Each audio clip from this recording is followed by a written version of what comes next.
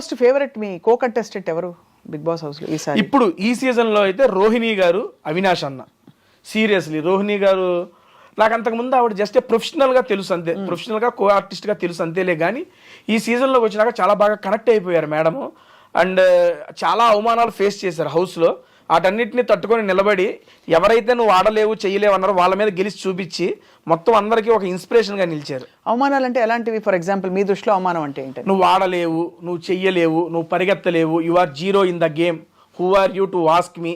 నువ్వు పోయినసారి వెళ్ళి నువ్వు టీవీలో సీజన్లో వెళ్ళి సీజన్లో కూడా నువ్వు కనపడం కూడా కనపడలేదు, నువ్వేం చేసావో అర్థమవుతుందని చెప్పి అన్ని మాటలు అన్నారు ఆవిడ్ని. కానీ అలా మిమ్మల్ని అంటే మీరు హర్ట్ అవుతారా? ఆబ్వియస్లీ హర్ట్ అవుతాం కదండి. అవుతాం, బట్ దాన్ని ఎలా తమాయించుకుంటారు? అక్కడ ఏమని చెప్పుకుంటారు? లేదు అహంకారం ఉండకూడదు, ఎవరన్నా ఓ మాట అన్నా కూడా మనం పడాలి అనే ఒక వ్యక్తిత్వ వికాస పుస్తకం తెచ్చుకుంటారా లోపల? లేక ఎవరైనా అంటే ఆబ్వియస్లీ మనం అనగలిగి మన దగ్గర మాట ఉంటే మనం చెబుతామండి. ఒకవేళ మనం చెప్పినా అర్థం కానప్పుడు అప్పుడు బాధ వచ్చింది. ఇప్పుడు తను కూడా ఆ మాటలన్నీ తీసుకున్నప్పుడు తను ఫైట్ చేసింది, కానీ అది ఎంత ఫైట్ చేసినా ఉండిపోద్దిగా ఆ బాధ అనేది. ఆ బాధని రెప్లిగా పెట్టి ఒక విజయం ఇచ్చింది ఆవిడికి. నేను ఆల్రెడీ హౌస్లో కూడా చెప్పాను, నాగార్జున గారితో చెప్పాను. ఆవిడ గెలిచినప్పుడు ఆ గెలుపును చూసి నా కళ్ళంటే నీళ్ళు వచ్చినాయి.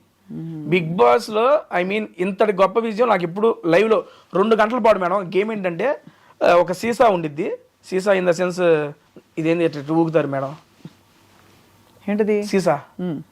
సీసా అదేనా?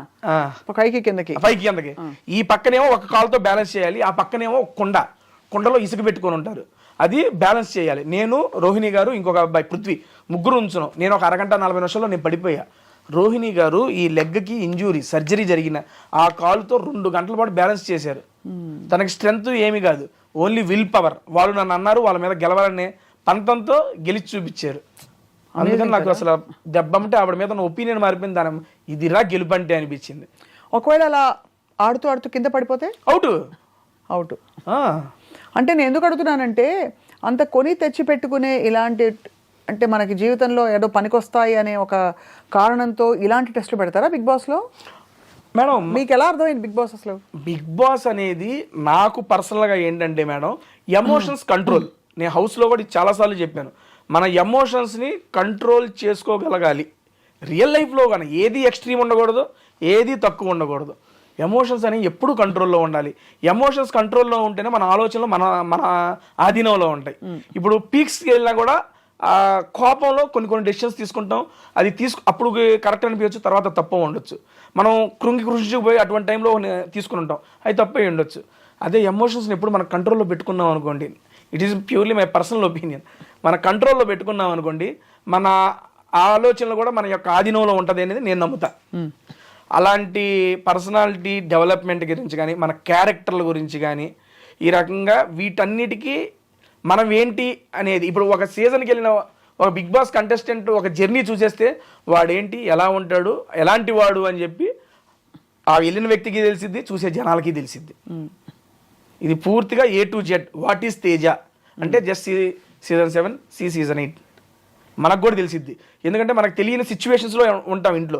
అటువంటి సిచ్యువేషన్లో మనం ఎలా ఆలోచిస్తాం, మన మైండ్ ఎలా ఆలోచించిద్ది, దానికి మనం ఎలా, ఒకవేళ వచ్చిన దాన్ని మనం ఎలా తీసుకోగలం, రిప్లై ఎలా ఇవ్వగలం, వీటన్నిటిని ఏంటి మీ ఈ మొత్తం ఎక్స్పీరియన్స్లో మీరు తెలుసుకున్న, మీరు చిన్నవారే కాబట్టి మీ జీవితంలో మీరు తెలుసుకున్న most important thing in life ఏమిటి తేజ?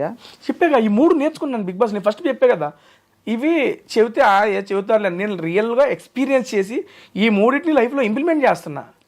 ఒకటి మొహమాట పడకూడదు, అందరినీ సాటిస్ఫై చేయాలని చెప్పి ఎప్పుడు చూడకూడదు, ఎందుకంటే అందరూ మనుషులు, అందరికీ ఒకేలాగా అర్థమైందని లేదు.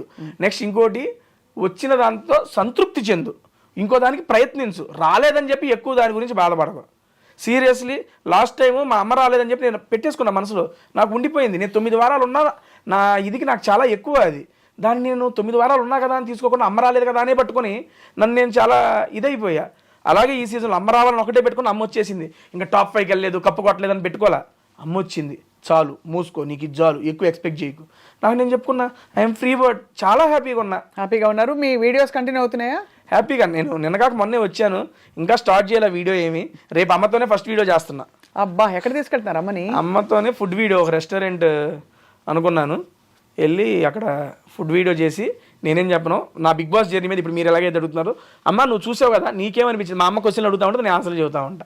అమ్మ చూసి ప్రతి వారం ఏమనుకునేవారు, అడిగారా? అసలు ఏం లేదు, దాని గురించి ఏం మాట్లాడలే. ఫస్ట్ కెమెరా ముందే అమ్మని అడగబోతున్నారు రేపు. అదే అడగబోతున్నారు. అమ్మ కలిపి నోట్లో పెట్టారా? ముద్ద ఉన్నా పెట్టారుగా. ఏం పెట్టారు? పప్పు ఆవకాయ, ముద్దపప్పు ఆవకాయ నెయ్యి వేసి మంచిగా కలిపి ఇక రాగానే హ్యాపీగా పెట్టేశారు. అవన్నీ బాగా మిస్ అయి ఉంటారు మీరు తేజ అక్కడ. ఇంట్లోకి వచ్చేటప్పుడు మొన్న అమ్మ ఇంట్లోకి వచ్చేటప్పుడు చికెన్ కర్రీ అను ఆలు చేసుకొచ్చింది. నాకు ఆలు ఫేవరెట్. అండ్ మా అమ్మ చికెన్ నెక్స్ట్ లెవెల్ చేసిద్ది. నాకు కూడా అట్టి పెట్టుకోండి హౌస్ మేట్స్ మొత్తం అవగొట్టేశారు. అంతేనా? అమ్మ ఇంట్లో ఉండగానే అయిపోయినాయండి మొత్తం. అంత బాగా మంచిగా వండుతారు మా అమ్మ. మధ్యలో అంటే ఇది వరకు బాగా ఈ బిగ్ బాస్ హౌస్లో లింకప్లు ఎక్కువ ఉండేవి, అమ్మాయిలు అబ్బాయిలు ఉంటే. వాళ్ళకి అది ఉంది, వీళ్ళకి ఏదో అది. మీకు అలాంటివి ఏమి రాలేదా సమస్యలు? ఇప్పుడు బాగా తగ్గాయి, గత కొన్ని సీజన్స్గా తగ్గాయి, 2-3 సీజన్స్. ఏమి లేదండి, అయ్యే ఉంటానే ఉంటాయి వస్తానే ఉంటాయి. బేసిక్గా జనాలు దేనికైతే అట్రాక్ట్ అవుతారో దాని మీద ఎక్కువ ఇంట్రెస్ట్ చూపిస్తారు. ఆబ్వియస్లీ ఒక అమ్మాయి అబ్బాయి రిలేషన్ మీద ఎవరికైనా ఇంట్రెస్టే. అరే ఏంట్రా ఇది, ఏం చేస్తున్నారు వాళ్ళు, ఎలా ఉన్నారా, ఏంట్రా చూడాలని అందరికీ ఉంటుంది. ప్రతి సీజన్లో అది ఉంటానే ఉంటుంది. ఈ సీజన్లోనూ ఉంది, పోయిన సీజన్లోనూ ఉంది. నాకు అంతే. నాకు లాస్ట్ సీజన్లో శోభ మంచి ఫ్రెండ్, కానీ మాది బయట అరే ఏంట్రా, అరే శోభ ఏంట్రా, చాలా ఇంట్రెస్టింగ్గా చూశారు అదంతా. అండ్ అక్కడ క్రియేట్ అయిన బాండ్స్ సీరియస్లీ నేను నమ్మేది, నేను ఎక్స్పీరియన్స్ చేస్తాను, చాలా జెన్యూన్ బాండ్స్ అన్ని. అవునా? ఎందుకంటే అక్కడ మీరు కొన్ని అసహజ పరిస్థితుల్లో కూడా ఉంటారు. ఏదో మీ ఇల్లు లేకపోతే మీ ఇంట్లో అన్ని అందుబాటులో ఉండేలా కాకుండా కొత్త పరిస్థితుల్లో ఒకరికొకరు తోడ్పడుతూ ఉండాలి. తోడ్పడుతూ ఉండాలి. అప్పుడు ఒకళ్ళ మీద మనం చూపించే ఇంట్రెస్ట్, మన మీద వాళ్ళు చూపించే ఇంట్రెస్ట్ అది చాలా ప్యూర్గా జెన్యూన్గా ఉంటుంది. కొన్నిసార్లు ఫేక్ చేయొచ్చు, అది సెకండరీ. బట్ నాకు ఎదురైనవి అన్నీ ఆల్మోస్ట్ జెన్యూన్ బాండ్సే. అండ్ అప్పుడు వచ్చిన మన అమర్దీప్ కానీ శోభ గారు కానీ అప్పటి నుంచి కంటిన్యూ అవుతూనే ఉంది. లాస్ట్ 1 year నుంచి మా బాండ్ కంటిన్యూ అవుతూనే ఉంది. కలుస్తుంటారు ఫ్రీక్వెంట్గా. ఆల్మోస్ట్ 2 daysకి ఒకసారి కాల్ అయితే ఉండిద్దండి. ఆ లాస్ట్ 6 months నుంచి 2 daysకి ఒకసారి కాల్ మాట్లాడుకుంటాం మేము. ఇంతవరకు ఎలిమినేట్ అయిన పార్టిసిపెంట్స్ ఎవరెవరైతే ఉంటారో వాళ్ళ గురించి మీ అభిప్రాయం ఏంటి? ఫర్ ఎగ్జాంపుల్ సోనియా ఆకుల మధ్యలో ఎలిమినేట్ ఏమనిపించింది? అనిపించింది లేదు నాకు. అనిపించింది అంటే ఏ సెన్స్లో? మీరు అంటే ఎలిమినేట్ అయ్యారని తెలుసుకున్నప్పుడు మీ రియాక్షన్ ఎలా ఉంటుందో ఎక్స్పెక్టెడ్ అనిపించిందా? ఎందుకంటే బయటే ఉన్నాం కదా, నేను లోపల లేను.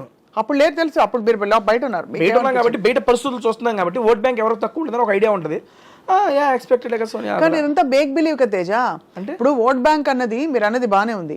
ఓట్ బ్యాంక్ తక్కువ ఉంటే మీరు మంచివారైనా మీకు కేపబుల్ వర్త్ ఉన్నా కూడా మీకు ఆటోమేటిక్గా అంటే ఎవరి సినిమా ఆడుతుందో వాళ్ళే బిగ్ బాస్ అవుతారండి, అంతే కదా? అది ఫేర్ అంటారా, అన్ఫేర్ అంటారా?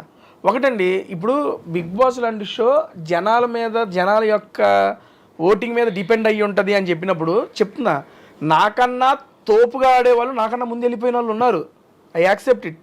అండ్ నాకన్నా తక్కువ ఆడేవాళ్ళు ఇంకా హౌస్లోనూ ఉన్నారు. I accept it. కానీ అదే చెప్తున్నా, ఆడటం అంటే ఓన్లీ గేమ్లు ఆడటం కాదు. బిగ్ బాస్ లోపల అడుగు పెట్టిన దగ్గర నుంచి మనం చూసే చూపు, చెప్పే మాట, చేసే కవలికలో మనం గెస్చర్స్ ప్రతిదీ ఇంపార్టెంటే. ఏ పాయింట్ ఆఫ్ వ్యూలో ఏ మనిషి ఎలాగ జనాలకు నచ్చుతారో మనకు తెలియదు. వాళ్ళకి నచ్చిన వాళ్ళని, మేము వీళ్ళని చూడాలి అనుకుంటున్న వాళ్ళని ఇంట్లో అడ్డు పెట్టుకుంటారు. ఇది అవసరం లేదురా మాకు అనగానే లాగి తీసి బయటేస్తారు, అంతే. జనాలకి ఎందుకు నచ్చుతామో మనకు తెలియదు. దానికి లాజిక్ లేదు, అల్గోరిథం లేదండి. మీరు మంచితనంగా ఉన్నా మీరు బోర్ కొట్టేయచ్చు, రెబెల్ గా రెక్లెస్ గా ఉన్నా కూడా మీరు బాగున్నారు నచ్చచ్చు. మీరులా ఉండడం ముఖ్యం, అంతే అంతే. నువ్వులాగుండు, అది జనాలకు నచ్చితే ఉంచుతారు, లేదా లాగి బయటేస్తారు. అయ్యో బయటేశారు కదా, అయ్యో నన్ను వేసారు ఏంద్రా బయట అనుకోకుండా దానివల్ల ఏమైనా నేర్చుకుంటే అది ఇంప్లిమెంట్ చేయి, లేదు నేను ఇంతే అంటే కంటిన్యూ చేయి, అంతే. తేజ, మొత్తం ఈ వ్యవహారంలో as your going through the whole thing, ఇంటిని మిస్ అయ్యి, మొబైల్ ఫోన్ని మిస్ అయ్యి, ఫ్రెండ్స్ని మిస్ అయిన సందర్భాలు ఏలే మేడం. వయసు వచ్చింది, ఫోన్లు గిస్లింగ్ ఏం ఉండవు మేడం, అంతేనా? హ్యాపీగా ఎంజాయ్ చేసా నేను. ఈ సీజన్ 8 కన్నా సీజన్ 7 దారుణంగా ఎంజాయ్ చేసా. ఎందుకంటే ఫస్ట్ టైం ఎంట్రీ కదా లోపలికి, ఇళ్ళందరూ కొత్త. ఎలా ఉంటుంది లోపల ఇల్లు? బ్రహ్మాండంగా ఉండదు అన్ని. సో నేను ఎప్పుడు టీవీలో చూస్తాను కదా, ఎందుకంటే నాలాంటి వాడికి బిగ్ బాస్ అవకాశం రావడం అనేది నేను ఒక అదృష్టంగా భావిస్తాను. అది నేనేంటండి యూట్యూబ్లో వీడియోలు చేసుకునేవాడిని, జాబ్ సాయంత్రం వెళ్ళి జాబ్ చేసుకొని రాత్రి వీడియోలు చేసుకొని చూసుకునేవాడిని. అరే యూట్యూబర్ గాడివి, నీకు కూడా బిగ్ బాస్ ఛాన్స్ వచ్చిందా అని నేనే 2-3 సార్లు గిల్లుకున్నా ఫస్ట్ టైం వచ్చినప్పుడు. ఎందుకంటే సీజన్ 4, 5 నేను ఇంట్లో కూర్చొని మా అమ్మలతో చూసేవాడిని. అమ్మ నేను చూసేవాడిని, మా నాన్నకి ఇష్టం లేదు చూడ్డం. అరే కొట్టుకుంటా ఉంటారు, దాన్ని చూస్తాం ఏంట్రా అనేవాడు. సర్లే ఏదో ఫ్యామిలీ వీక్ వచ్చింది, ఫ్యామిలీ వీక్ వచ్చినప్పుడు నేను మా అమ్మతో, అమ్మ నేను అలా వెళ్తే బిగ్ బాస్కి నువ్వు వస్తావా ఫ్యామిలీ వీక్లో అంటే, మా నాన్న నవ్వేవాడు పక్కన నుంచి. ఏది నవ్వుతున్నావు అంటే, నిన్ను పిలవడం మీ అమ్మ రావడం సరిపోయింది, ఇద్దరికిద్దరు కట్టేసి పడుకోండి అనేవాడు. సరదాగా సాగిపోయింది. అటువంటిది 4 years తిరిగేపాటికి 3 years అయ్యేపాటికి నిజంగా నేను బిగ్ బాస్ హౌస్లో ఉన్నా. అదే కదా, డబ్బులు బాగా ఇచ్చారా? మంచిగానే ఇచ్చారండి. I'm very satisfied. మనకి వర్త్ వాళ్ళు ఇచ్చిన దానికి. డబ్బులన్నీ ఏం చేశారు తేజ? వారానికి ఇంత అని చెప్పిస్తారు అందరికి? అవునండి, ఈ వీక్లీ పేమెంట్స్ ఉంటాయి. నా ఫస్ట్ దాంతో మా ఫాదర్ కొన్ని లోన్స్ ఉంటే మా ఫాదర్కి ఇచ్చేసాను. ఎంత బంగారం నిజంగా మీరు అసలు. అవి టేక్ కేర్ చేశాను. అండ్ ఇప్పుడు సెకండ్ వచ్చే దాంట్లో మా హౌస్లో కూడా చెప్పాను, మా పెద్దమ్మ వాళ్ళ అబ్బాయికి కిడ్నీ ట్రాన్స్ప్లాంటేషన్ ఆపరేషన్ ఉంది, నాకు తోచినంత వచ్చిన దాంట్లో ఇవ్వాలి అని చెప్పి దాన్ని ఒకటి పెట్టుకున్న పక్కన. ఈ రెండింటికి అయితే దాన్ని ప్రజెంట్ ఉపయోగిస్తున్నాం అంతే. ఎందుకంటే నాకు కూడా మేడం బిగ్ బాస్ సీజన్ 8 అనేది నాకు ఎక్స్ట్రా ఆపర్చునిటీ. అవును కదా, ఆ ఎక్స్ట్రా ఆపర్చునిటీలో నేను ఇక్కడ అమౌంట్ చూడాల, నేను అక్కడ మిస్ చేసుకుంది మా అమ్మని మిస్ చేసా, అమ్మని తీసుకొచ్చేయాలి.